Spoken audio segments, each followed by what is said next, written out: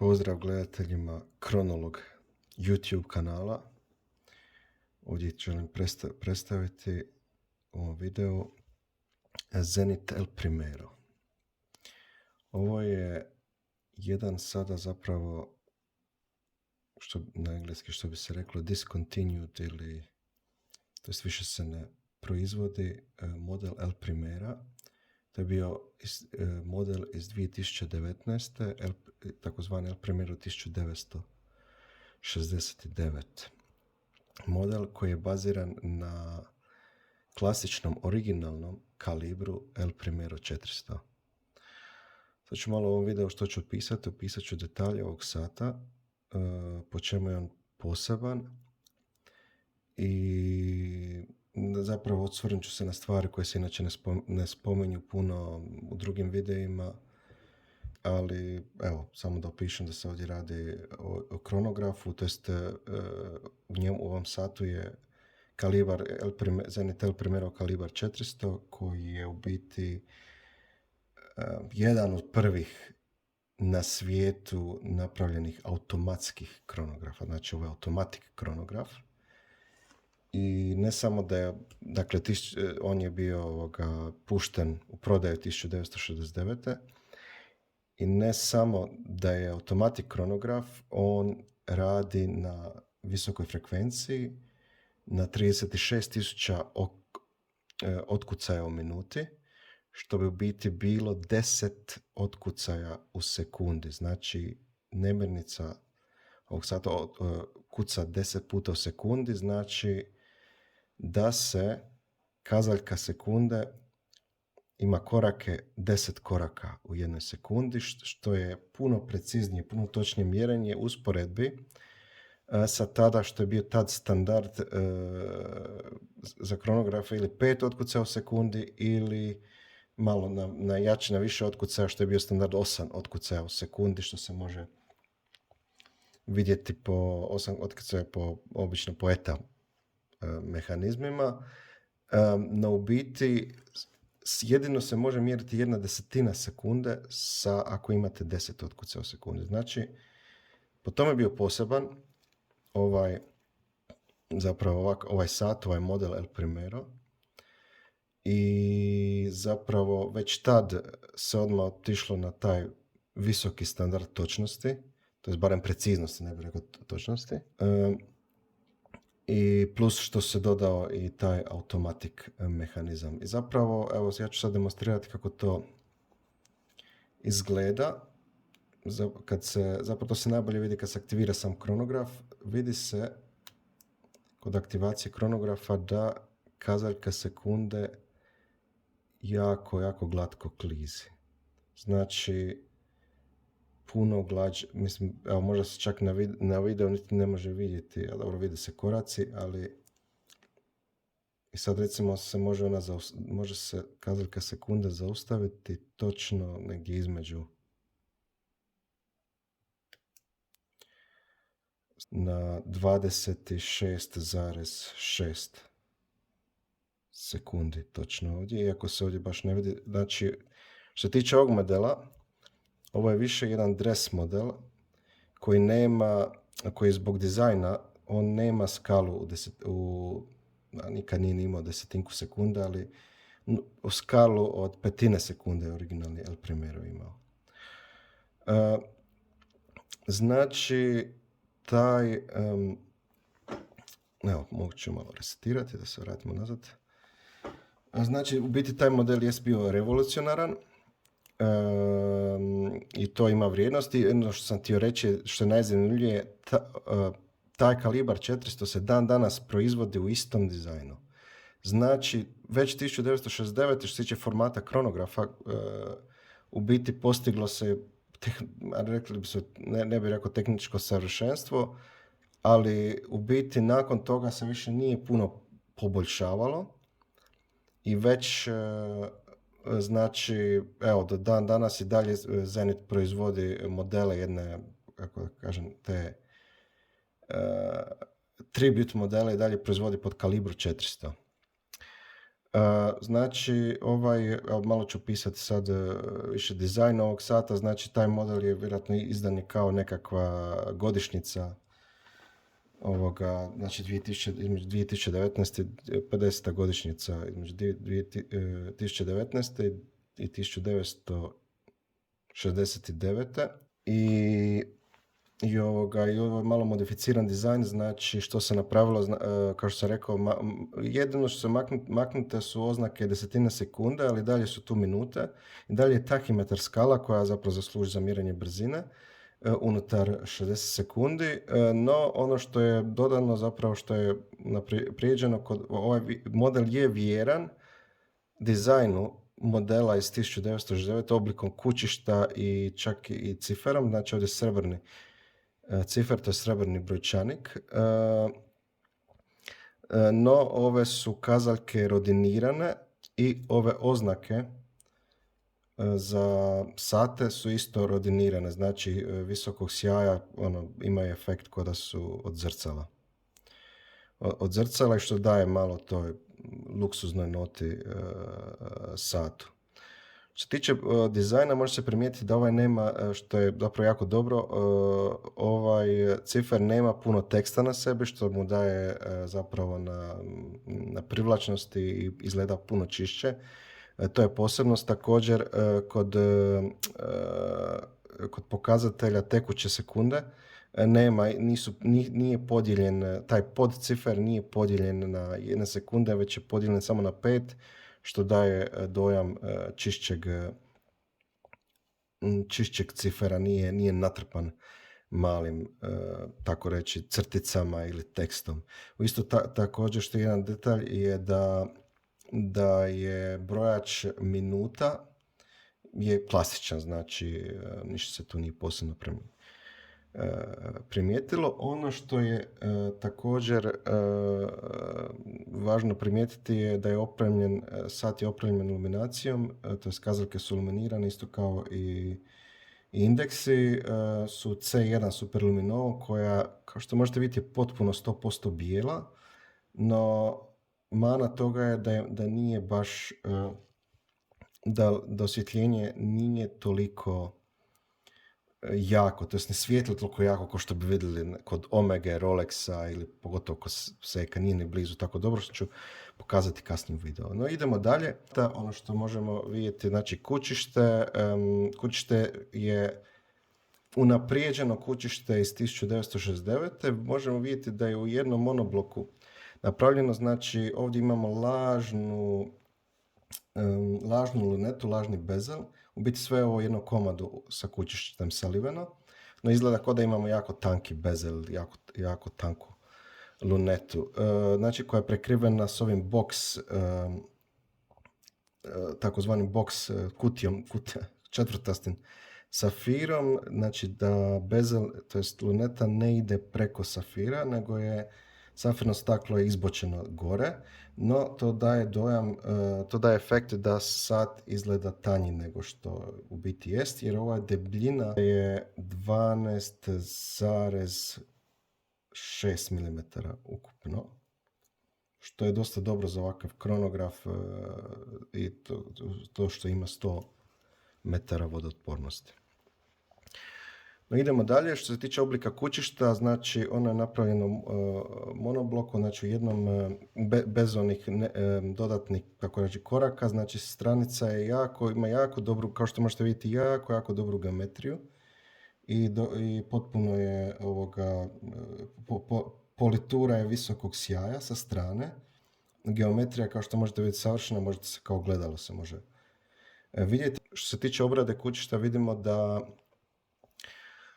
da su gornje strane su polirane, znači ovdje imamo šanferirane stranice, jako precizno napravljeno, jako efektno, zapravo koliko je to oštri su prilazi, i gore je ispolirano finim četkanjem, kombinacijom četkanja i satiniranja peskaranja, a sa stranice, kao što vidite, su polirane visokim sjajom i što izgleda jako dobro. I sad ćemo dalje vidjeti donju stranu sata. Jedan detalj je da je i donja strana sata, što se inače ne vidi, je isto ispolirana visokim sjajem. Znači, jednaka kvaliteta je s gornje i donje strane što se tiče poliranja i kvalitete samog kućišta, što je impresivno, što jest bolje nego što se vidi kod Omega satova i čak kod Rolexa. Znači, svi ovi rubovi nisu oštri, sve je zaobljeno, sve je jako dobro kvalitetno obrađeno, da nema onog osjećaja oštrih rubova kod ovog sata. Znači, vidimo ovdje da je kućište 100 metara vodootpornosti, što je jako odlično. Znači, jako dobra vodootpornost za ovakav kronograf, znači kao ne bi se trebali bojati ga, iako nije preporučljivo da se ide u vodu s njim. I također ovdje možemo vidjeti i detalje ukrašavanja mehanizma. Znači, ovdje vidimo Zenit Original El Primero 400 Design. Ovaj puta je rotor ukrašen sa takozvanim Ženeva valovima. Idemo dalje. Da vidimo dalje detalje. Jedno što meni jako zanimljivo je integriranost ove narukvice sa kućištem. Znači, vidimo da jedan detalj da narukvica, da kraj ove narukvice, zadnji link, se spaja sa ovom lunetom, sa bezelom, dakle da ima dojam kao da je jedno komadu sa satom i jako usko paše u sat, znači nema ono nekih tolerancija da se miče, da se pomiče da se stvaraju neke rupe između narukvice i kućišta sata. Isto također ću pričati malo o narukvici, znači imamo ovdje što se tiče tipki, dugmića, imamo znači klasično ove takozvane piston ili na klip na klip dugmat za upravljanje kronografom i potpisano krunicu Zenit zvijezdom. Nadalje malo o narukvici. Narukvica je jako solidna, linkovi su dosta debeli i nema ono lupta, nema nešto šuška, jako djeluje čvrsto, puno bolje nego stavlja bolji dojam kvalitete nego, kao sve skupa, nego Rolex, a pogotovo nego Omega narukvica. Znači ovo više kao dres narukvica, jako je robustna, jako čvrsta, ipak ima prorez, ima nešto lufta da može zapravo koža disati ispod. Znači obrada je, srednji linkovi su polirani visoko sjaja, sa strane su četkani i u biti taj dizajn služi zapravo da paše uz ovaj više dres stil, to jest sata bolje paše, iako ljudi recimo vole da nisu ovi linkovi polirani visoko sjaja, tako da se ne vide ogrebotine, ali u biti uz ovaj sat, u vrstu sata paše jedino kad su srednji linkovi polirani. Linkovi su jako debeli, jako je čvrsta narukvica, nema ono da se miče, ima malo lufta da se može micati, ali nije ono da je fleksi narukvica, znači djeluje jako nosiće, jako kvalitetno, jako luksuzno. Znači ona je potpisana Zenit i ovdje vidimo obradu kopče, znači jedna mala obrada sa ovim perlažom. Znači da nije onako obično kao što se zna vidjeti recimo kod Omega, sve samo iz poliranog visokog sjaja. I ova narukvica nema namještanje, nema mikro namještanje, znači ne može se, znači fiksne debljine, znači jedino što se može, kako se namješta dužina narukvice, da se miču ovi ili stave ovi polu linkovi, pola dužina, znači ovdje se promijeni da se može fino namještati. To za svrhu ovako dres sata to dobro funkcionira. Evo sad ću pokazati kako to izgleda na ruci. Znači vrlo jednostavno se zakopčava, može se bilo kojim redoslijedom zakopčati narukvica i možemo vidjeti ovdje jedan lijep logo se vidi. I evo kako sad stoji na ruci. I zapravo prednost ovog sata je jako dobar dizajn, kućište, što nisam spomenuo, ovo je 38 mm kućište. Dužina između lugova, znači ova dimenzija 46 mm, znači 38 mm, kućište 46. Kad je sat na narukvici izgleda malo veći nego što je 38 mm, zato što je narukvica jako integrirana, ali kao što možete vidjeti jako izgleda tanko, mislim jako se nosi tanko, jako se ko da je sat od 10 mm debljine, takav je osjećaj, znači lagano ide ispod rukava od košulje, znači možete u ured, možete vani, S njega čak može poslužiti kao sportski sat, znači u isto vrijeme dres je sportski, jako je dobar osjećaj. Kao što vidite, narukvica ne pleše, ne čupa dlake. Jako je dobro napravljen, usprkos tome što nema mikro namještanje. Jedina mana možda malo, sat je poteže, oko 145-150 grama, znači osjeti se ta težina. Iako nije pretežak, nije ko oni diver veliki, znači stvarno je težina je ok ako volite tako nešto, no ako želite malo lakši sat, on se može prebaciti na kožni remen i onda naravno pada težina na oko 80, ukupno 80 grama, možda čak i manje, što je puno podnošljivije za svakodnevno nošenje, ali eto, to je dio. Sada prebacimo se malo na tehničke stvari.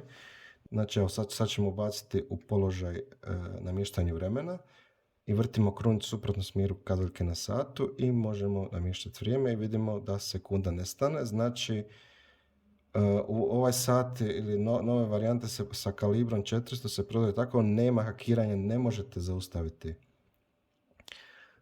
kazaljku sekunde.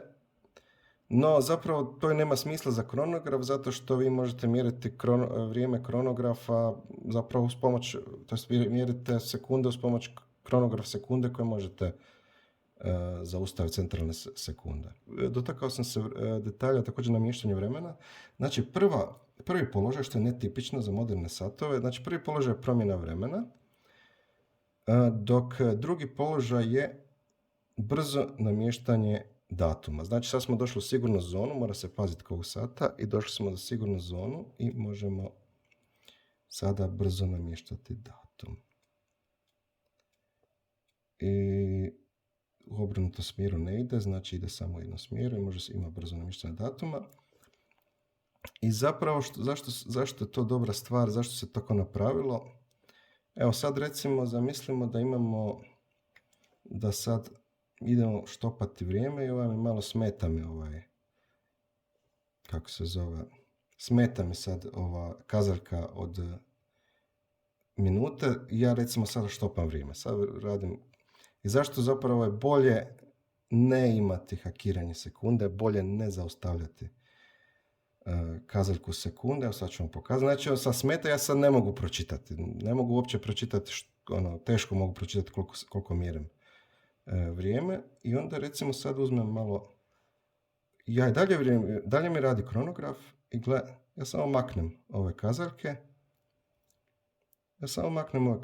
Znači samo sa jednu korak sam napravio, znači ne miješa mi se sa namještanjem vremena sa namještanjem datuma. Ja sam maknuo kazaljke od minuta i sata i više meni oni ne smetaju da mogu vidjeti kako kronograf mjeri vrijeme. Evo sad ću vam isto demonstrirati kako je zapravo da je registar minuta je u koracima, znači sad će sekunda skočiti za 1 i znači točno može se očitati minuta njemu. I to je u biti ta jedna prednost zapravo kad imate kronograf koji nije koji nema mogućnost hakiranja, znači vi možete jednostavno skloniti kazaljke od sata i minute da možete vidjeti koliko je kronograf pokazao vremena.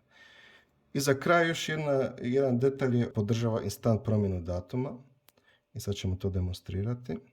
Znači mi ćemo vrijeme negdje do ponoći i zapravo kako je ovo ručno sastavljen sat, kroz proces manufakture, znači ide se redoslijedom, se sastavlja kao što su učili u školi manufakturne radnje, znači nije stroj automatski sat složio, znači on će malo ranije od ponoći složiti, zato što je čovjek namještao, što je malo neprecizno, čovjek je namještao kazaljke sata kad treba skočiti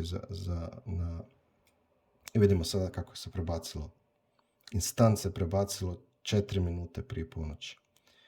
A zašto 4 minute? Zašto nije točno ponoć? Baš zato što, sad objašnjavam, urar koji sastavlja ovaj sat, on nema kazaljke pred sobom, znači sat je bez kazaljki, on mora vrtiti krunicu dok ne prebaci sat dok ne prebaci datum na sljedeći dan. I onda točno kad prebaci, onda on stavlja ove kazaljke točno na ponoć, na 12 sati, oba dvije kazaljke, i to je referentno, ali zapravo kako je ranije prebacio, u biti to ispadne 4 minute. Da je stavio 4 minute prije ponoći. Još malo ukratko o tehničkim detaljima sata. Znači, to radi se, znači Zenit kalibar 400 ima 50 sati rezerve hoda.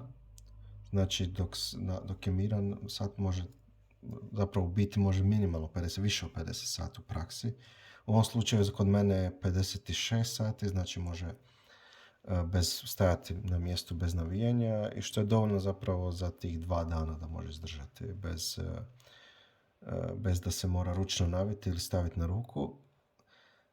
To u biti nije dovoljno da može preživjeti vikend, recimo da vi dođete s posla pa ostavite sat, da ga ostavite negdje, ne želite ga nositi, recimo ne želite ići nešto raditi s njim da ga ne ugrebate tokom vikenda, i zapravo ne biste ga mogli uzeti ujutro u ponedjeljak, znači on bi stao već. Znači ga morate se sjetiti naviti ako ga nećete nositi tokom vikenda. Što se tiče drugih detalja, jedna zanimljivost je da samo ručno navijanje je jako glatko i zapravo jako je ugodan taj proces, i vidite kao ne čuje se, nema nekih ružnih klikeva, ružnih i on je već sad zapravo do kraja navijen.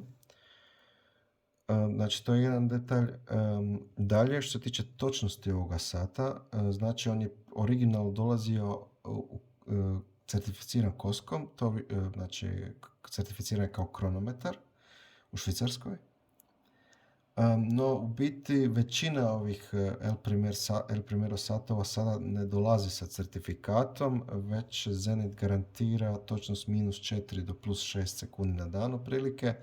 No, u praksi kod mene biti ovaj sat je točan, skoro savršeno točan, nema skoro, u tjednoj bazi nema skoro nikakvog odstupanja. Ako se sat nosi svaki dan, uz pauzama od 12 sati, on će stvoriti dojam kao da nosite kvarc. Znači, u mojoj kolekciji ovo je jedan od najtočnijih satova, apsolutno najtočniji.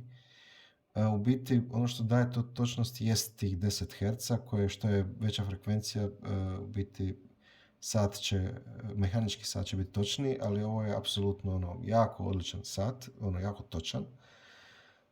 Sigurno ima nekih grešaka pozicije, ako ga na primjer ostavite ovako preko noći u ovom položaju okomitno kruna dolje, on će žuriti negdje 4 sekunde na dan otprilike, ali ako ga ostavite ravno, znači u ravnom položaju ili kruna gore, u biti imat ćete dojam da sat uopće ne odstupa, možda odstupa 1 sekundu pa se vrati još jedno.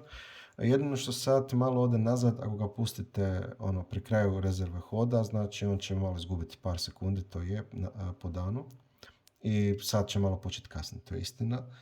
No u biti ako ga nosite često na svakodnevnoj bazi, imat ćete stvarno dojam ko da nosite kvarcni sat.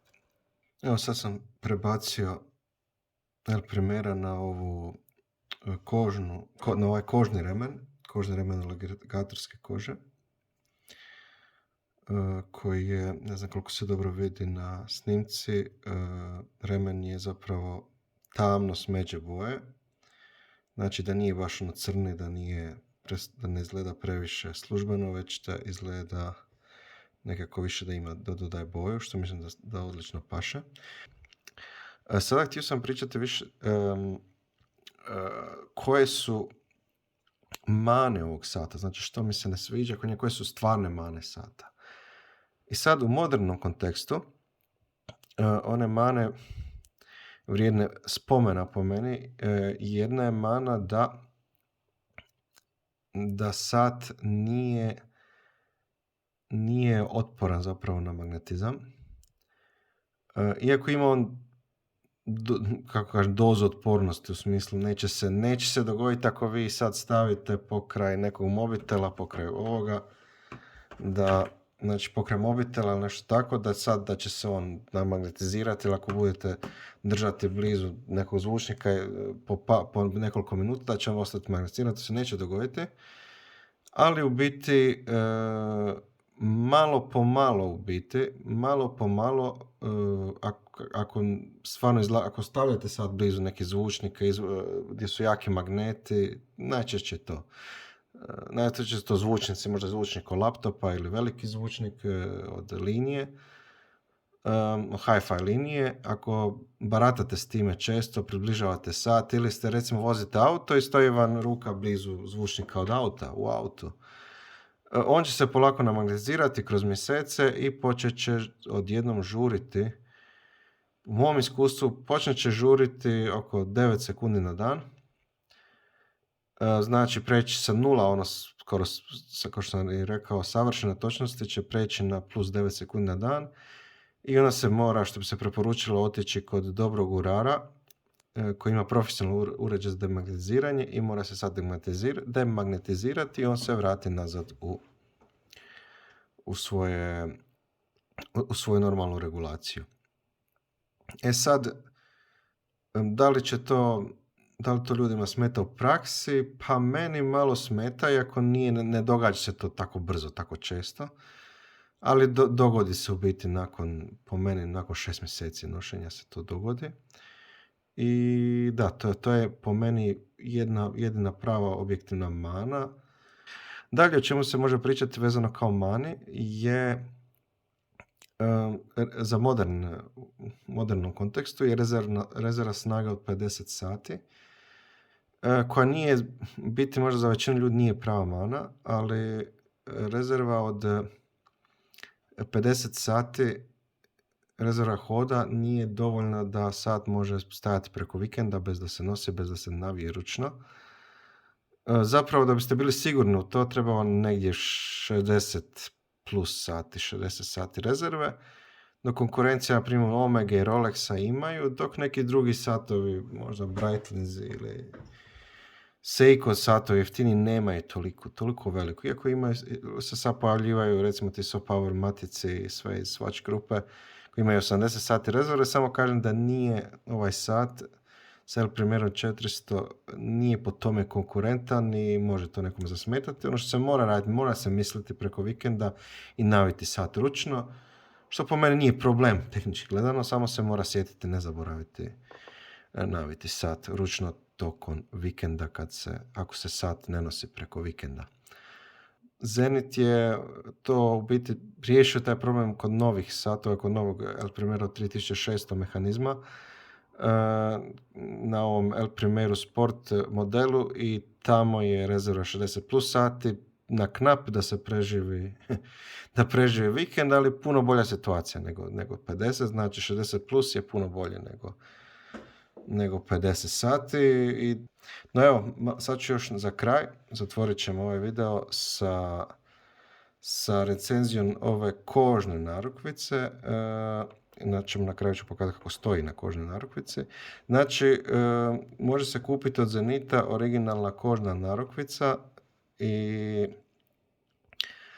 koja je zanimljiva. Zašto? Znači, kod nje, kad se kupi kožna, znači ona je elegantnija, ona je manje, nije toliko bling, što bi se reklo, ne ističe se toliko, sat se manje ističe onda i sat postane lakši i puno je pogodniji za nošenje zimi, kao što ću pokazati kasnije kako to izgleda zapravo u praksi. Znači, što je zanimljivo kod ove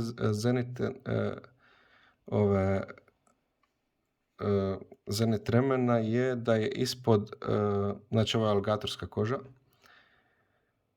ispod je guma, znači da bi koža bila, da bi sama koža se ne bi uništila od nošenja ili znoja, znači zaštićena je gumom. No, ima inače ova njihova narukvica, to jest remen, ima jednu manu, zapravo ova se guma odlijepi, meni se već odlijepila bila i zapravo na rubovima se odlijepi, to malo ružno izgleda, znači neće skroz odlijepiti, ali je malo ružno i ja sam tražio da mi se to pod garancijom da mi se to popravi i oni su mi zapravo jednostavno poslali ovo je već nova, vidite, čvrsta je, tvrda je, novi remen su poslali. Znači, ovo je brendiran baš njihov Zenit, kao što se vidite, Zenit remen, što je zanimljivo, znači za vidjeti na samom remenu. Znači, dijelo je jako kvalitetno, znači, iako je dosta tanak sam remen, možda ne paše skroz baš uz ovo kućište kompletno, ali dosta je tanak, remen je dosta kvalitetan, to želim reći, znači, stvarno, jako, sigurno svako bi trebao, ko ima ovakav sat, ići sa kožnim remenom kao opciju. I što je zanimljivo jest ova kopča, leptir kopča koja se zatvara na ovaj način. Prvo se mora zatvoriti ova strana koja ima ove keramičke, vidite, keramičke zapravo, kako bi rekao, keramičke kopča u biti koja drži da se ne otvara i onda se stavi preko, znači, leptiri kopča i provuče se ovdje i jednostavno se zatvori i moguće onda znači, vidi se, lijepa je, stvarno odlično obrađena, znači rubovi su kopče polirani dok je visoko sjaja, dok je sredina brušena i ima, kao što sam već prije pokazao, ima svoj logo i jednostavno se otvara sa pritiskom dugmadi, samo što ovdje sam pritisnuo se ova dva dugmeda i kopče čvrsto stoji prije toga i lako se otvara. Ajmo sad vidjeti kako to izgleda kad se stavi sat na ruku. Znači, vrlo jednostavno se s ovom kopčom, jako jednostavno za staviti sat na ruku. I u biti vidi se da sada sat, čak kako je remen kožni, sat izgleda manji. Znači, manje se stiče, izgleda manje na ruci, vizualno. No, u biti, po meni, sat izgleda malo deblji u biti kad se nosi na remenu. Malo se više strši dolje i više je istaknut, znači nije toliko više integriran. I kućište je sada samo, zapravo vizualno samo leži na ruci, usamljeno. Kako bi se rekli, malo se više ističe, izgleda malo sat visočiji nego kad je. Što je zanimljivo, inače izgleda sat niži, to jest tanji na remenu, a u ovom slučaju izgleda malo visočiji ka na remenu i u biti puno djeluje integriranije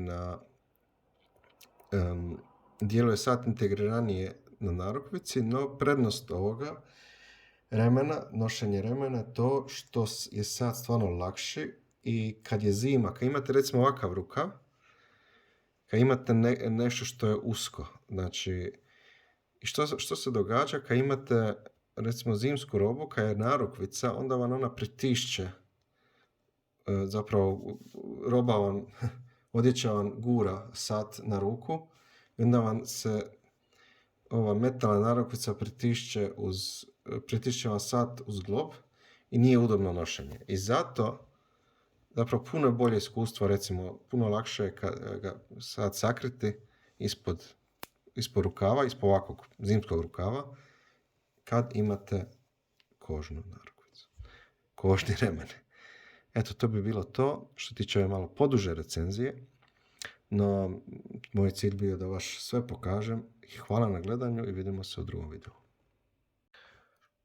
Evo, još kao dodatak da snimimo i kako izgleda osvjetljenje.